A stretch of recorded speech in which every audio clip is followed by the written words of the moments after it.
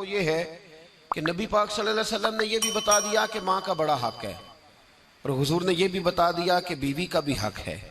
जो तुमने खुद खाना है उसे खिलाना है, जो खुद पहनना है उसे। अब मसला पता क्या होता है, बीवी का मुतालबा है कि तू सिवाय मेरे किसी की नहीं सुनेगा। वो कहती है कि चूंकि मैं आई हूं सारा कुछ छोड़ के, अब सिवाय मेरे तो किसी और की नहीं सुनेगा। अम्मा कहती है कि चूंकि पैदा मैंने किया है, परवरिश मैंने की है, जवान मैंने किया, तो हुकूक मेरे ज्यादा है। ये हदीस अम्मा जरूर सुनाएगी अगर उसे याद होगी। अब उसका नुकसान ये होता है कि अगर किसी औरत से ये पूछा जाए कि तू बतला कि बगैर माँ के कोई बच्चा बड़ा हो सकता था, तो उसने पाल पोस के तुझे दिया है, तो तू ये कैसे कह सकती है कि तू किसी और की ना सुन।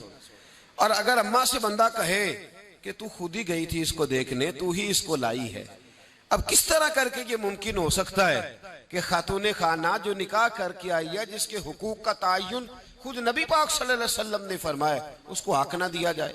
हमारे यहाँ नुकसान ये होता है, एक आदमी कहता है कि भाई मेरी सुनी जाए और मेरे अलावा किसी दूसरे की न सुनी जाए, बिल्कुल मेरी हद तक मामला रहे, आगे ना बढ़े। मेरे रसूल पाक सल्लल्लाहु ताला अलैहि वसल्लम की खिदमत आली मर्तबत में जब एक शख्स ने अर्ज की कि हुजूर मुझसे बड़ा गुनाह हो गया है, तो मैं क्या करूं, तो नबी पाक ने फरमाया जा जाके अपनी अम्मा की नौकरी कर। एक कोई ऐसा गुनाह उस सहाबी से हो गया था जो दौरे जहालियत का था, शारहीन ने लिखा है। अब वो जिनके हुकूक जाया किए थे वो मिल नहीं रहे थे, या वो दुनिया से जा चुके थे, तो उसने हाल पूछा कि हुजूर अब क्या करूं, तो नबी पाक अलैहिस्सलाम ने फरमाया जा अपनी अम्मा की नौकरी कर, अल्लाह तेरे गुनाह माफ कर देगा। उस सहाबी ने फौरन कहा हुजूर मेरी तो अम्मा पर्दा कर गई, मेरी अम्मा तो विसाल कर गई। तो हुजूर ने एक नया हक बयान फरमाया, महबूब ने फरमाया जा जाके खाला की नौकरी कर, अल्लाह तेरे गुनाहों को माफ फरमा देगा। और फरमाया खाला भी मिसले माँ के होती है, खाला भी मिसल, तू जाके तो हुजूर अलैहिस्सलाम ने तो खाला का हक बयान कर दिया, नबी पाक ने तो तायुन कर दिया कि तूने नौकरी करनी है।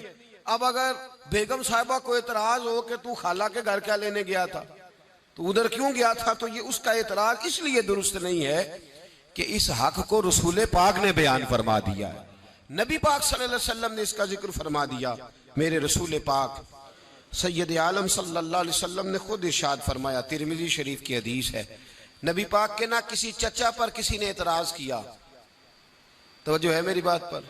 अब यहाँ वजाहत नहीं है कि वो मुसलमानों में से थे या गैर मुस्लिमों से थे, लेकिन किसी ने हुजूर के किसी चचा पर, हमारा पता क्या हाल है, चाचा तो बड़ा दुश्मन होता है ना, तो उस पर तो इतराज करे तो ठंड पड़ती है माज़अल्लाह।